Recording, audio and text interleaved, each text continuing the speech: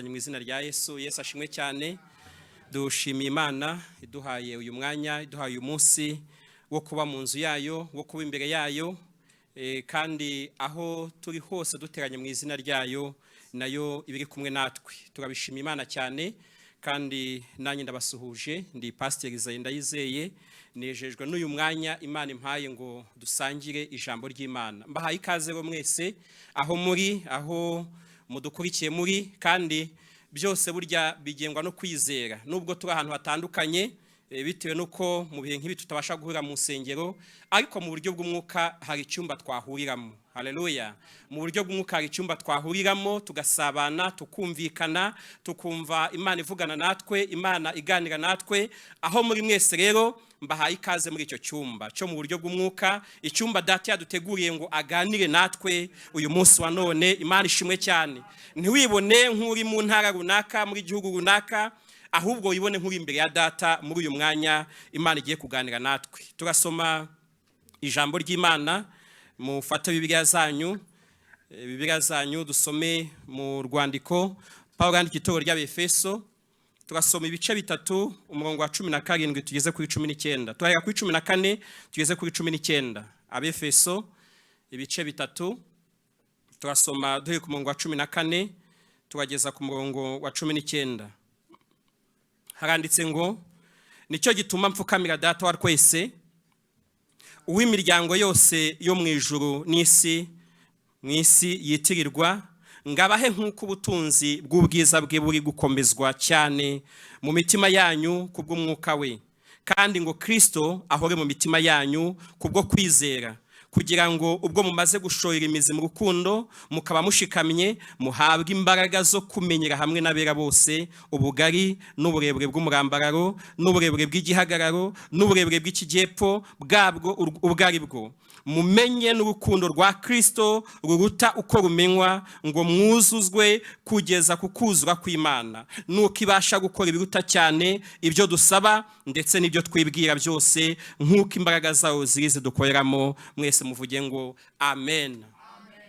Muri iri sengesho nk'uko mubona ni isengesho, Pawulo arapfukama agasaba Data, agasengera itorero. Hari ibintu bitandukanye abasengera, kandi uko nasomye iri jambo ni ibintu dukeneye gusenga uyu munsi, dukeneye gusenga muri iki cyumweru. Icyambere abasabira ni ugukomezwa mu mitima kubw'umwuka wera. Haleluya. Wowe turi kumwe uyu mwanya, nongeye kugusabira ngo ukomere mu mutima, wongere ukomere mu mutima kandi ukomejwe n'umwuka wera. Arabasengera apfukamye, aravuga ngo ubahe gukomera, bakomere mu mutima kubw'umwuka wera. Icya kabiri, ngo Kristo ahore mu mitima yanyu kubwo kwizera. He kugira ikintu na kimwe cyatuma Kristo ava mu mutima wawe, natwe Kristo ahore mu mitima yacu. Yesu ashimwe cyane.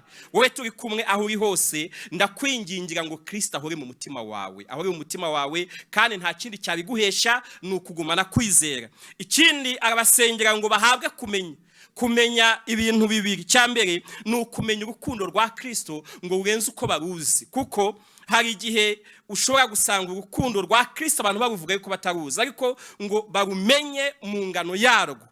Ngo nibamenye ibyo, baramenya n'ikindi, baramenya ko Imana ibasha gukora. Imana ishimwe cyane. Haleluya. Imana ibasha gukora ibirenze ibyo dusaba n'ibyo twibwira, nk'uko imbaraga zayo ziri zidukoreramo.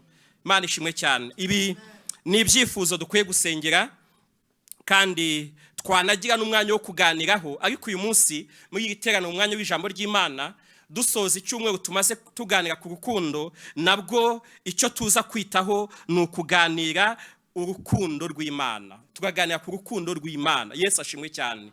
Nicyo tugiye gusaba, nicyo tugiye gusengera, nicyo tugiye gusaba Imana ngo yongere tuganirize ku rukundo rwayo, kuko nababwiye ko twicaye imbere ya Data. Uhicare, hari uburyo umwana aba yicaye imbere ya papa we, yumva muteze amatwi, ashaka kumenya icyo amubwira. Nawe wicara imbere ya Data, umubwire ati ongera unganirize iby'urukundo rwawe. Yesu ashimwe. Ongera ubimbwire, muri byose ngo nubona ko mbyibagiwe, ongera ubimbwire, ongera ubinyibutse. Muri iri teraniro mureke tubwire Data ngo ongera unyibutse iby'urukundo rwawe. Haleluya. Mureke dusenge.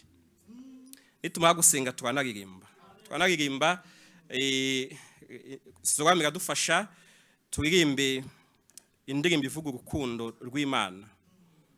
Urukundo rw'Imana yagaragarije muri Kristo Yesu. Tugiye gusenga aho usenge uvuga ati Mana muri umwanya w'ijambo ongera unyibutse, ongera ubimbwire, ongera ubimpishurire iby'urukundo rwawe, urukundo wankunze.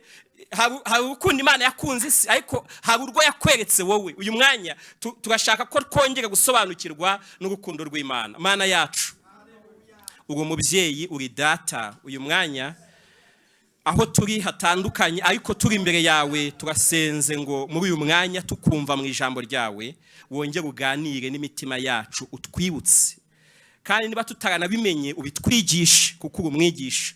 Niba tutarageze tunabyumva ubitwumvishe, kugira ngo urukundo rwawe rwabeshaho, rwatanga ubuzima, rwahindura, uduha imitima yacu kurwakira no kubusobanukirwa.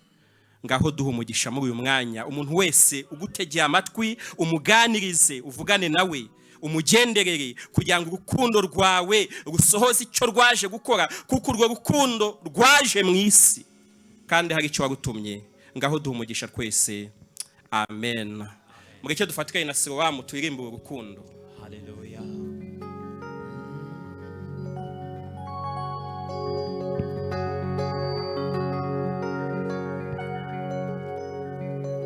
ndaririmba urukundo rw'Imana, urwo yerekanye mu mwana wayo, n'urw'igiciro cyinshi ntirugereranywa ntirugira akagero. ndaririmba urukundo rw'Imana, urwo yerekanye mu mwana wayo, n'urw'igiciro cyinshi ntirugereranywa ntirugira akagero. ndaririmba urukundo rw'Imana, urwo yerekanye mu mwana wayo, n'urw'igiciro cyinshi ntirugereranywa ntirugira akagero. ndaririmba urukundo rw'Imana, haleluya, urwo yerekanye mu mwana wayo, n'urw'igiciro cyinshi ntirugereranywa ntirugira akagero. ndaririmba urukundo rw'Imana, haleluya, urwo yerekanye mu mwana wayo, n'urw'igiciro cyinshi ntirugereranywa ntirugira akagero. nanone kandi ndaririmba urukundo rw'Imana, ndaririmba urukundo rw'Imana, haleluya, urwo yerekanye mu mwana wayo, n'urw'igiciro cyinshi ntirugereranywa ntirugira akagero. ndaririmba indirimbo y'urukundo rw'Imana, ndaririmba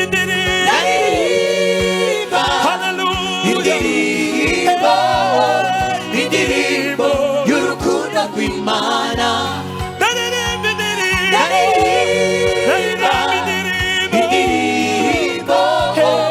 indirimbo y'urukundo rw'Imana. yewe ndaririmba indirimbo y'urukundo rw'Imana, haleluya. Imana ishimwe, Imana ishimwe. mbega urukundo ruhebuje rwatumye Imana itanga umwana wayo w'ikinege, kugira ngo umwizera wese atarimuka, ahubwo ubugingo buhoraho mbega urukundo ruhebuje rwatumye Imana itanga umwana wayo w'ikinege kugira ngo umwizera wese atarimbuka ahubwo ahabwe ubugingo buhoraho mbega urukundo ruhebuje rwatumye Imana itanga umwana wayo w'ikinege kugira ngo umwizera wese ataribuka ahubwo ahabwe ubugingo buhoraho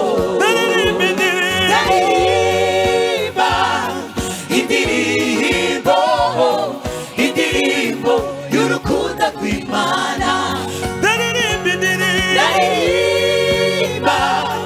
indirimbo y'urukundo rw'Imana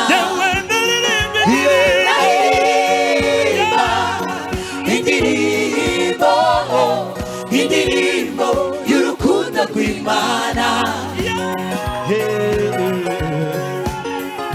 yo yo yo yo yo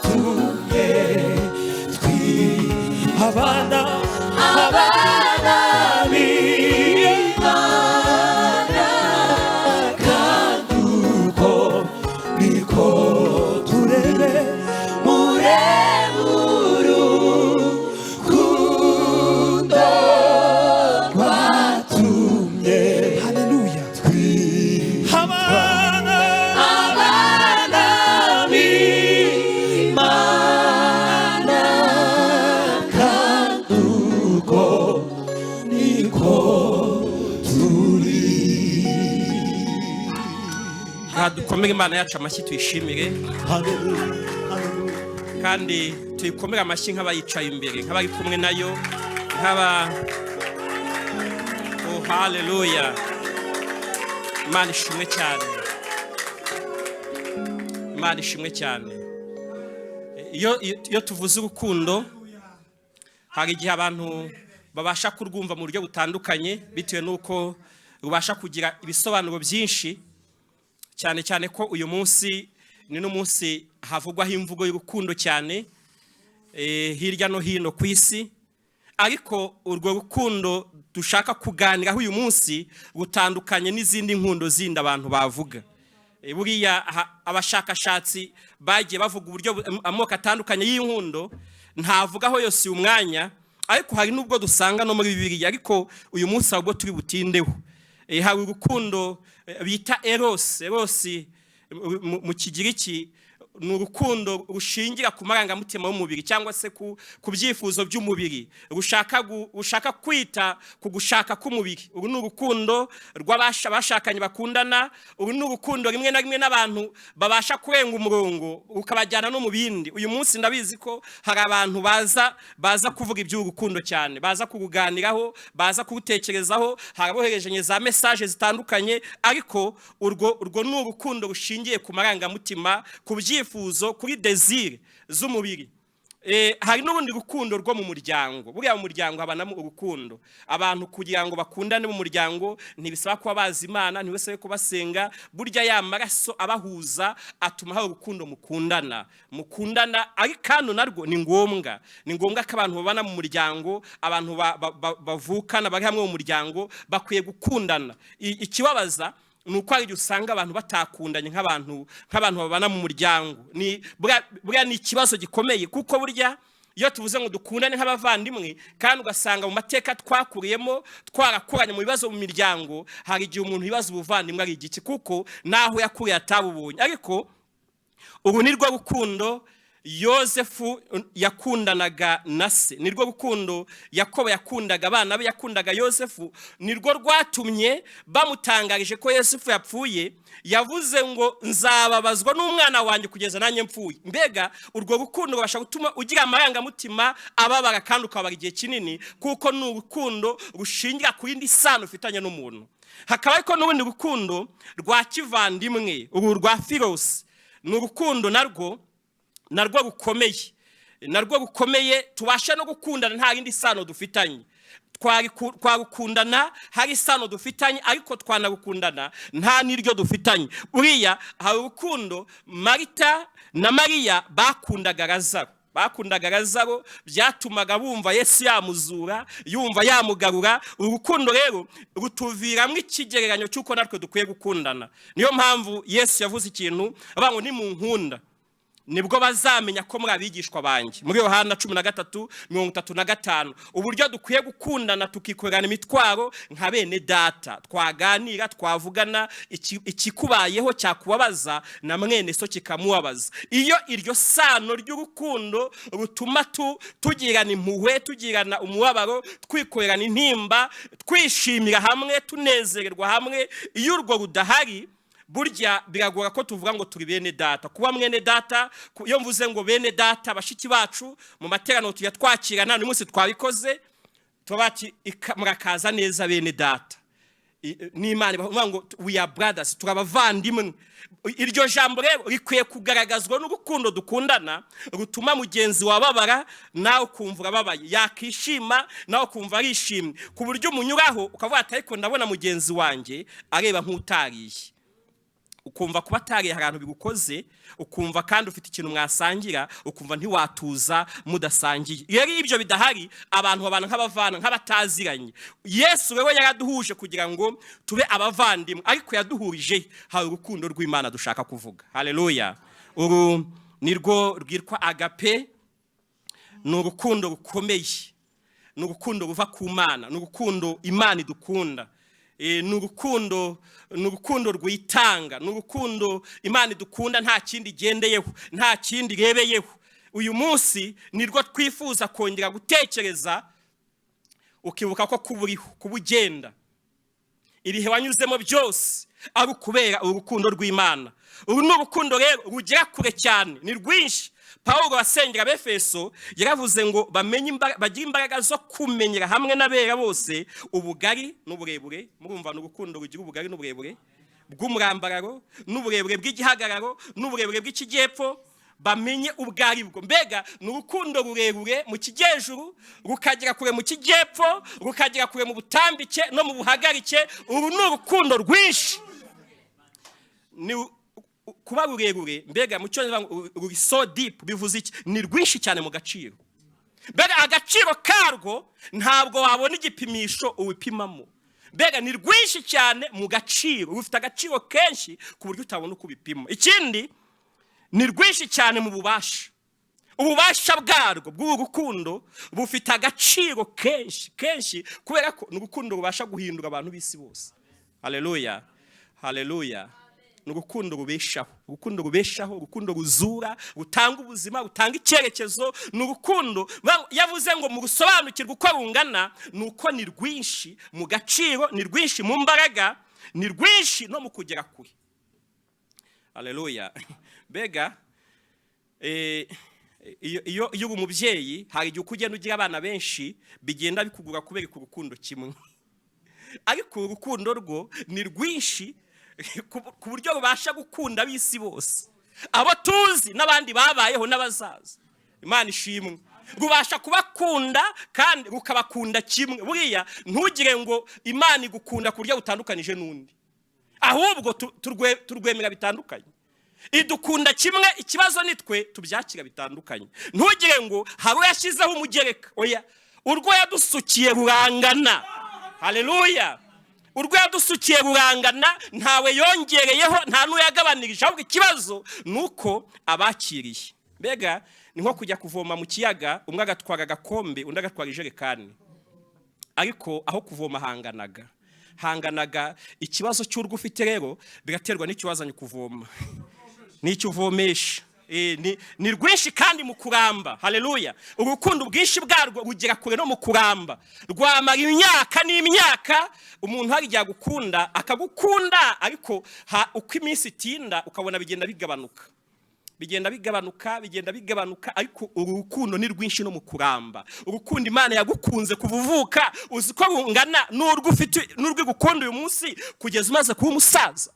Kandi ni nayo mpamvu Yesu abasha gukomeza kuguheka kugeza imvi zibawe uruyenzi. Umubyeyi aragukunda akakubyara urakana, akajya kwita, akakoza, akakubebeza, ariko wagira imyaka 2-3 akakuvana mu mugongo. Ariko Yesu agukunda urukundo gukomeza kuguheka kugeza imvi zibawe uruyenzi. Haleluya.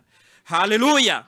Umuririmbyi w'109 na indirimbo nakunze buryo umuririmbyi yagutekerejeho.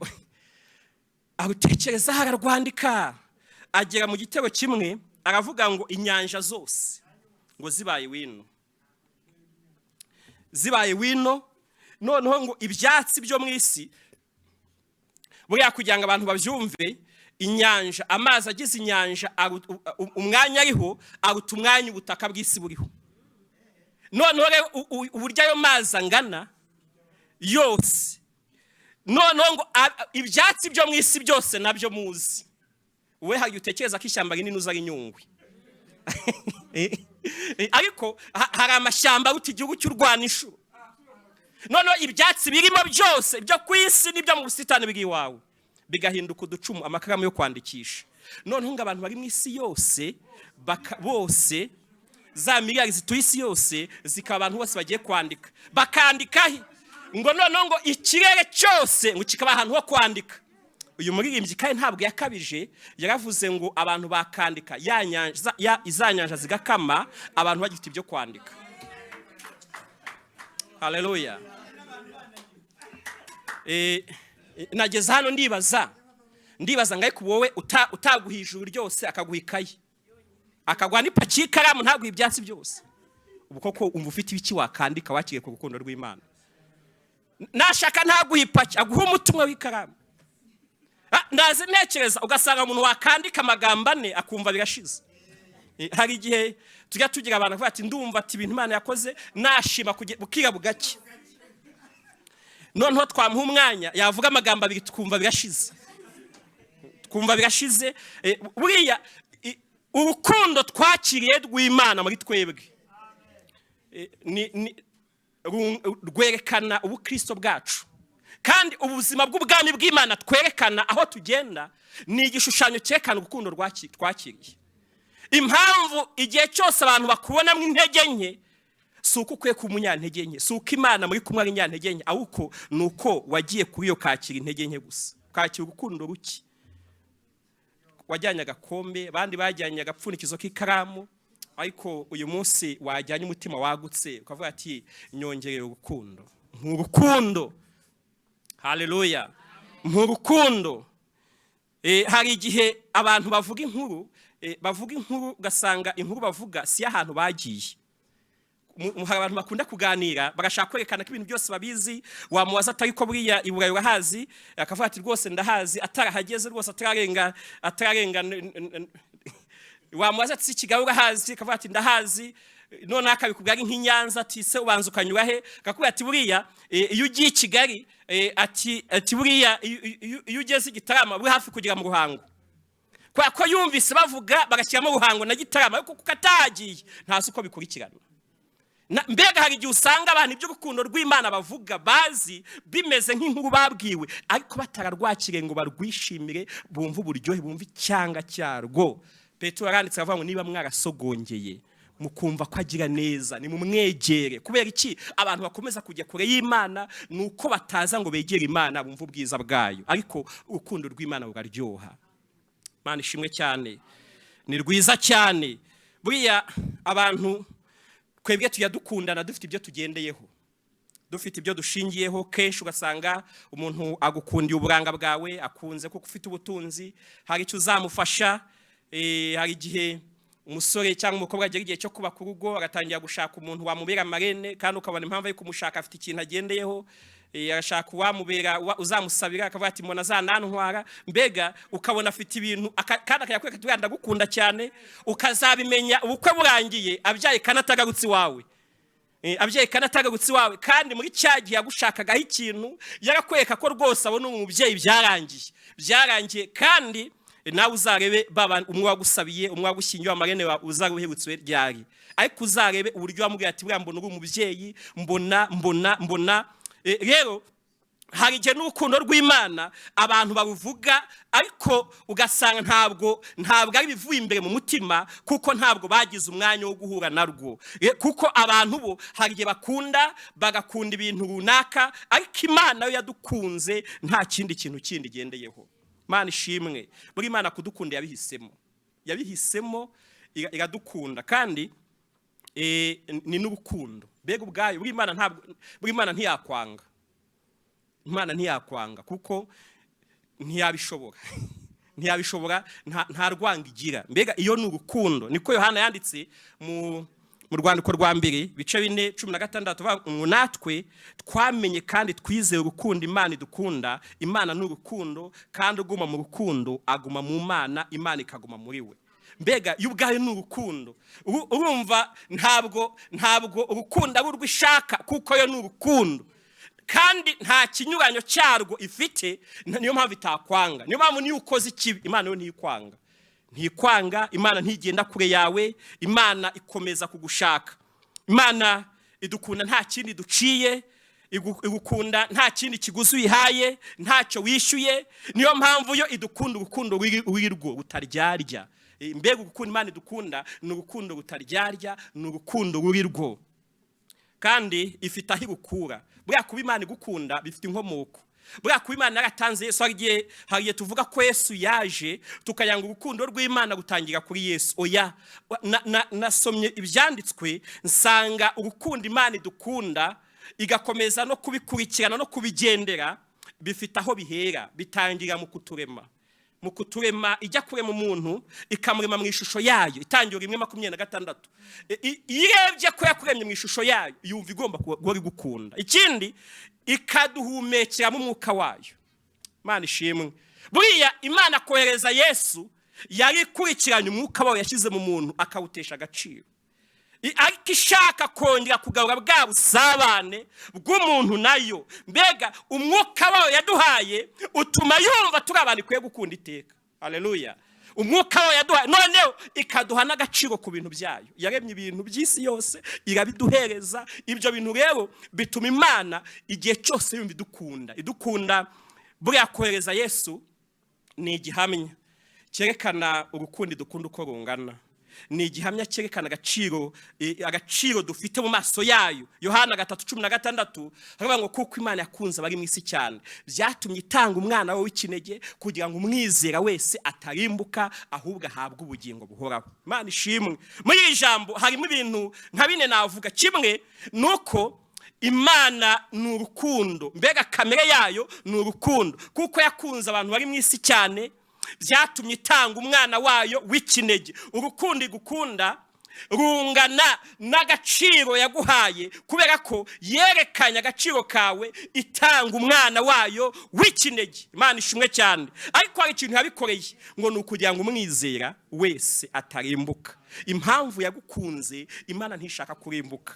Buriya iyo kubona usubira inyuma ikabona ujya mu byaha, Imana birayibabaza, kuko impamvu yagukunze ntikwifuriza kurimbuka. Ishaka kumwizera wese atarimbuka, ahubwo uyu muntu abona ubugingo buhoraho, uyu muntu azabeho iteka ryose. Rero yadukunze urukundo rukomeye ruhoraho, kandi idukunda urukundo nta kindi twe twayihaye, ahubwo idukunda urukundo rujyanye n'uko kuva yaturema yagambiriye kudukunda, yagambiriye kuduha ibyiza, yagambiriye kudukorera ibyiza. Uru ni urukundo rero rudasanzwe, ni urukundo rukomeye dukwiye kwishimira, ku buryo twicara imbere ya data tukamubwira ngo mbese wanciye iki? Haleluya, mbese wanciye iki? Ukayishimira, ukayihimbaza. Yesu ntiyajyanywe ku musaraba nuko hari icyo twari twamuhaye, oya, ntacyo, cyangwa se ngo adupfire kuko twari beza. Nta wabimusabye, nta muntu mu bantu wakoze urwandiko ngo asabe ngo Yesu nudupfire, ahubwo urukundo yadukunze rwamuteye nirwo rwatumye. Mbega we yafashe icyo cyemezo atagendeye ku cyo twe twakoze cyangwa ku cyo twe twasabye, ahubwo yafashe icyo cyemezo cyo kudupfira, cyo kuducungura, afata icyo cyemezo cyo kujya ku musaraba abitewe n'urukundo. Mbega urukundo rumwuzuye nirwo rwafashe icyemezo cyo kubona njyewe nawe twacungurwa, kandi yemera gutanga ikiguzi gikomeye gihuye n'imibabaro yose Yesu yanyuzemo. Urwandiko Pawulo yandika itorero ry'Abaroma mu bice 5:7 yaravuze ngo birakomeye kugira ngo umuntu apfire umukiranutsi nkaswe umunyabyaha. Icyakora ahari byashoboka ko umuntu yapfira umunyangeso nziza. 8 aravuga ngo ariko Imana yerekanye urukundo rwayo idukunda ubwo Kristo yadupfiraga tukiri abanyabyaha. Imana ishimwe cyane, Imana ishimwe cyane. Ubwo yadupfiraga tukiri abanyabyaha yerekanaga kagukunda. Wowe unyumva ukiri mu byaha, Yesu aragukunda, Yesu aragukunda, Yesu akwifuriza ibyiza, Yesu aragushakaho ibyiza, Yesu aragushakira ibyiza, kubera ko urukundo rwe ntabwo yabitewe nuko aje gupfira beza, ahubwo yaje kugira ngo afate ababi abavana habi abashyira heza. Wowe wamaze kugira heza rero uri mu mwanya wo kuramya Imana, wo gushima, wo kuyihimbaza, wo kubana nayo, wo kuyibwira ngo wambonye mwiki kugira ngo uze kumfira. Imana idufashe cyane. Ariko Yesu arashaka ko niba agukijije uguma mu rukundo rwe.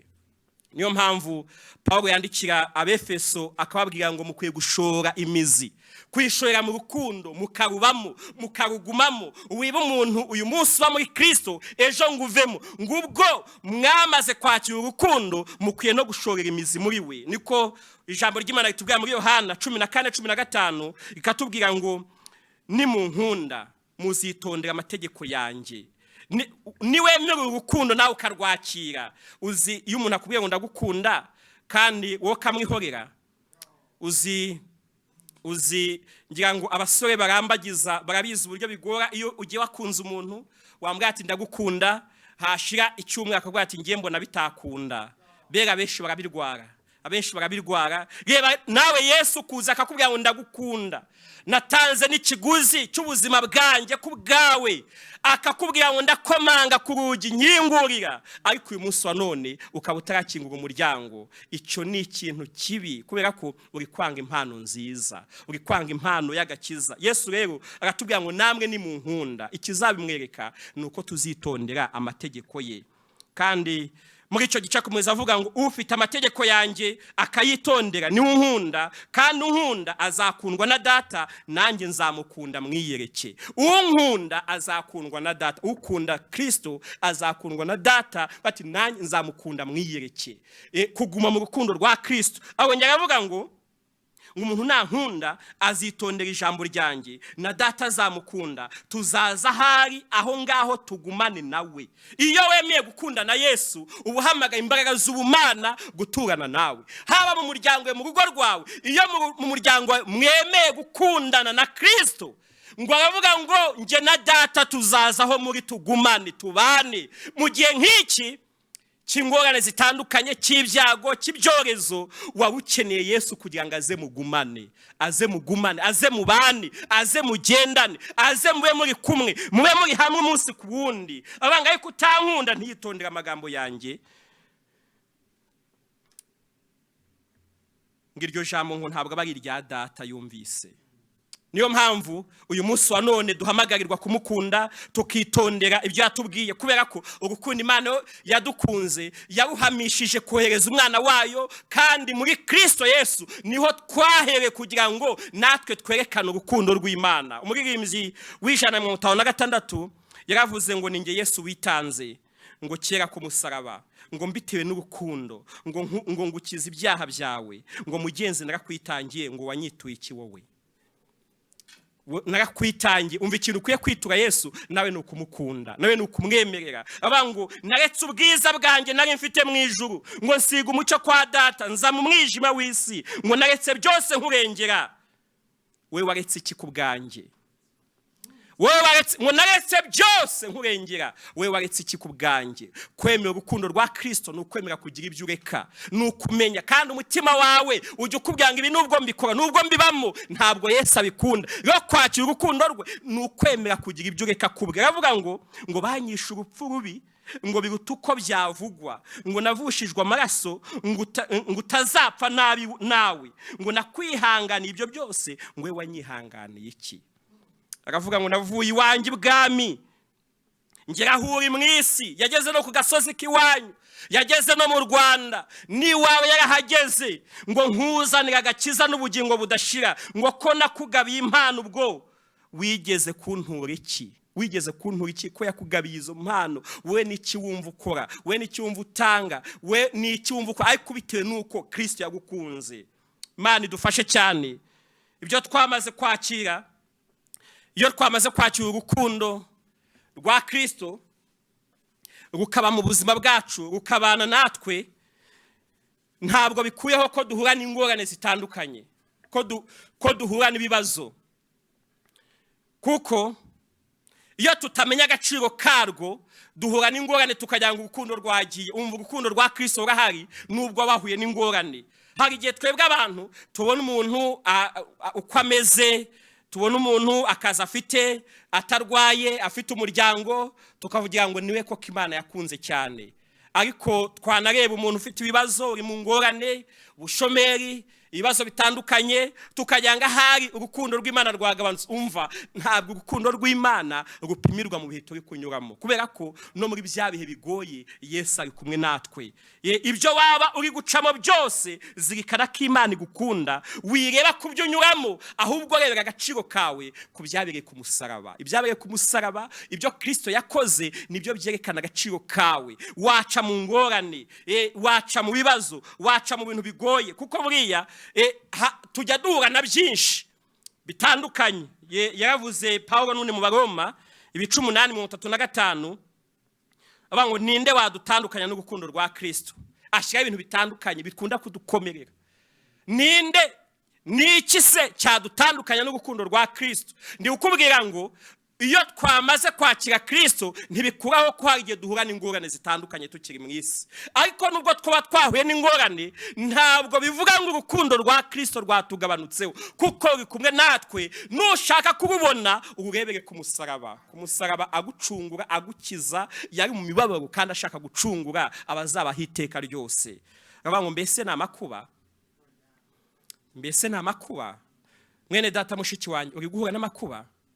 Mbese n'ibyago, mbese guhura n'ibyago? Abati n'ibyago koko byajya ubwo abantu bihakana Yesu, basubira mu byaha, bongera bakagwa, bakava mu buntu bw'Imana, bakajya kure y'Imana.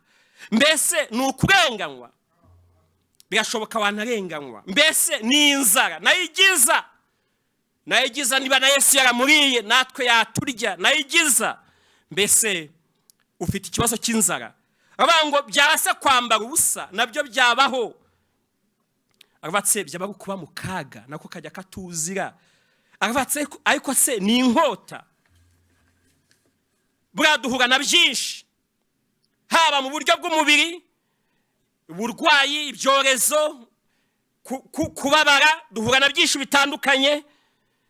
Ibitewe n'abandi bantu se, kuguhemukira, kugukomeretsa, cyangwa se nibihe, kuko ibihe ntabwo biba byiza buri gihe. Hari igihe bihe bihinduka. Mungu yavuze ngo nyura mu misozi, nyura no mu mataba, aho hose ni kwagushya umutima. Ariko icyo shaka kubwira ni uko urukundo rw'Imana uri hejuru y'ibidutera byose. Haleluya. urukundo Yesu agukunda ruri hejuru y'ibyo byose. Agaciro karwo, imbaraga zarwo, ububasha bwarwo, umumaro warwo uri hejuru y'ibyo byose. Niyo mpamvu Pawulo avuga ku 37 avuga ati oya, ngo ahubwo muri ibyo byose turushishwaho kunesha n'uwadukunze, ngo kuko menye neza yuko naho rwaba urupfu cyangwa ubugingo cyangwa abamarayika cyangwa abategeka cyangwa ibiriho cyangwa ibizaza cyangwa abafite ubushobozi cyangwa uburebure bw'igihagararo cyangwa uburebure bw'ikijyepfo cyangwa ikindi cyaremwe cyose bitazabasha kudutandukanya n'urukundo rw'Imana muri Kristo Yesu umwami wacu. Muvuge ngo haleluya. Ibaze wowe muri iyi minsi n'ibiki biri kugutandukanya nawe? Ni ibiki ibyo biri kugora? Byandike. Hari muri ibyo yavuze ngo nzafata ibintu bimpungisha Imana ngo mbigire impamvu yo kuyegera. Abati nzafata bya bintu natinyaga natuma nibimpura nabyo bizaba impamvu yo kuyihunga, noneho mvuge ngo nimpura niki nibwo nzasenga, nibwo nzayikunda, nibwo nzaba hafi yayo. Abati nzafata ibimpungisha Imana mbigira impamvu yo kuyegera. Ibyo ucamo byose. Ageze ku murongo wa 28 w'ibice 8 abango kandi tuzi yuko kubakunda Imana byose, haleluya, bifataniriza hamwe kutuzanira ibyiza ku bantu bayikunda bayizera. Ntabwo nzi ibyo uri kunyuramo n'ibyo uri guhura nabyo, ariko icyo nkubwira nuko nta na kimwe cyari gikwiye kuba impamvu yo gutuma ujya kure ya Kristo, yo gutuma ugwa, yo gutuma usubira inyuma, kubera ko nukomeza kubana nawe, nukomeza kumutumbira, nukomeza kugendana nawe, byose bizakuviramo umugisha. Mbere yuko Pawulo asoza muri icyo gice yashyizeho ibibazo bitandukanye. Aravuga ngo ni iki cyadutandukanya n'urukundo rwa Kristo? Aravuga ngo ubw'Imana iri mu ruhande rwacu, mubisha wacu ninde? Mbese ubwo itimanya umwana wayo ikamutanga ku bwacu twese, izabura ite kumuduhana n'ibindi byose? Aravuga ngo ikintu cyari kugutera icyizere no gukomera kikubwira ngo Imana izabana nanjye yaragikoze. Ikintu cyari gihenze mu ijuru Imana yaragitanze. Umva, ikintu wari ukeneye cyari gikomeye utari kugura utari guhabwa, Imana ni Kristo. Aravuga ngo mbese ubwo itimanya umwana wayo ikamutanga ku bwacu izabura ite kumuduhana n'ibindi tuyisaba? Bango mbese ninde uzarega intore z'Imana? Ni Imana kandi data arizitsindishiriza. Ninde uzaziciraho iteka? Ni Kristo Yesu kandi ariwe wazipfiriye ndetse akaba yarazutse ari iburyo bw'Imana adusabira. Aravuga ngo mbese ubwo itimanya umwana wayo ikamutanga ku bwacu twese izabura ite kumuduhana n'ibindi byose tuyisaba? Mu byo unyuramo menya ko igishoro, ikiguzi watanzweho ni kinini cyane kurenza ibyo ubona uyu munsi wa none, kubera ko Kristo ubwiwe arenza ibyo byose uri guhura nabyo. Numugundire, numukomeze, nuguma muri Kristo uzamenya ko nta bya none nta bizaza byagutandukanya na Yesu. Ngana ku musozo, birashoboka ko waba waragiye kure y'Imana, ariko urukundo rwayo rwo ruracyari hafi yawe cyane ngo rukugire neza. Waba uri ahantu ufite ipfunwe, wumva warahemukiye Imana, utarayumviye, mbese umeze nka Adamu na Eva bamaze gukora icyaha bakajya kwihisha no kwiremera ubucoce. Nubwo wagiye kwihisha Imana, urukundo rw'Imana ntirwatumye kwihisha, iracyagushaka. Niyo mpamvu Imana yo yaje iza gushaka Adamu na Eva. Nubwo waba uri kuyihisha, umva, ntabwo Imana yikwihishe, iracyagushaka. Iracyagushaka kandi impamvu igushaka ni ukugira ngo ikugire neza. Haleluya. Aho kwihisha yiyereke, yibwire ngo dore ukomeze, dore ibyo naguyemo, dore nasubiye inyuma, dore natesheje agaciro ubuntu n'urukundo rwawe, ongera ungire ubuntu nibambe kuko igufitiye umugambi w'ibyiza. Waba nko mu gihe cya Petero amaze kwihakana Yesu gatatu, amaze kumwihakana gatatu, kandi Yesu yaramugiriye neza, Yesu yarabanye nawe, byagutera ipfunwe ahari. Ariko umva, nubwo we wabarageze ubwo umwihakana, Yesu ntabwo yakwihakana, ntabwo yakwihakana, aracyagushaka kuko azirikana umugambi agufiteho, azirikana agaciro k'ibyo yagutanzeho. Waba warageze ubwo ushidikanya nka Tomasi, ukumva ashidikanije, ntubyemere ibyo yavuze, ibyo bamukubwiyeho ntubyemere. Nubwo ushidikanya, Yesu ntabwo ashidikanya kukwiyereka, aracyagushaka, aracyakurindiriye. Niyo mpamvu n'uyu munsi wa none ashaka kongera ukamucira bugufi ukakira urukundo rwe. Waba warataye Imana ukava mu muhamagaro nk'intumwa zita Yesu ku musaraba zisubira kuroba, ariko nubwo wamutaye umva Yesu we ntiyagutaye. Urukunda gukunda ntabwo rwatuma guta, aracyagushaka nk'uko yongeye akazisanga ku nyanja akazita ngo bana banjye, akita ku bibazo byabo. Niko uyu munsi wa none Yesu akitaye ku bibazo byawe. Nubwo wamutaye wicika intege, icyo nkwingingira, wakumva mu bugingo warananiwe waracogoye, ariko uyu mwanya ndakwingingira ndagusengera mu izina rya Yesu ngo wongere umutegere ibiganza umubwiye ngo nyakira. Impamvu Imana ibabazwa n'ibi bikora nuko igukunda, nuko ibona akaga uri kujyamo, nuko ibona uri kwihemukira kandi hari ibyiza gushakira. Niyo mpamvu uyu munsi wa none Yesu njya kukubwira ngo ndacyagukunda, naretse byose nkurengera, napfuye urupfu ruri ku musaraba. Urukundo rw'Imana ruhoraho, n'urw'iteka ryose, n'urw'ibihe n'ibihe, rufite imbaraga zagukuraho hantu uri, zagukiza, zakurengera. Icyo usabwa uyu munsi ni ukwemera ukavuga ati ariko nanjye ndumva shaka urukundo kuba muri njyewe. Tugiye gusenga Imana.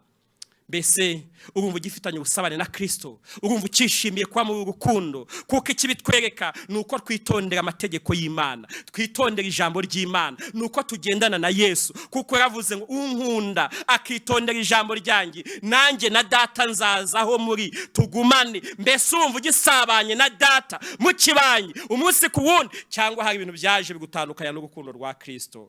Muri bino bihe hari ibintu byaje biragutandukanya, biragucogoza, birakunaniza. Umva nta mpamvu ukwiye gucogora. Reka dusenge. Niba wumva warasubiye inyuma, waracogoye, waraguye se, waratentebukiwe, wongera uce bugufi uvuge ngo Kristo we, wongera unyibutse bya byuya wabize, wongera ubinyibutse, wongera ugarura imbaraga zo gusabana nawe muri wowe, wongera umbabarira ibyaha kuko n'umugwaneza n'umunyambabazi.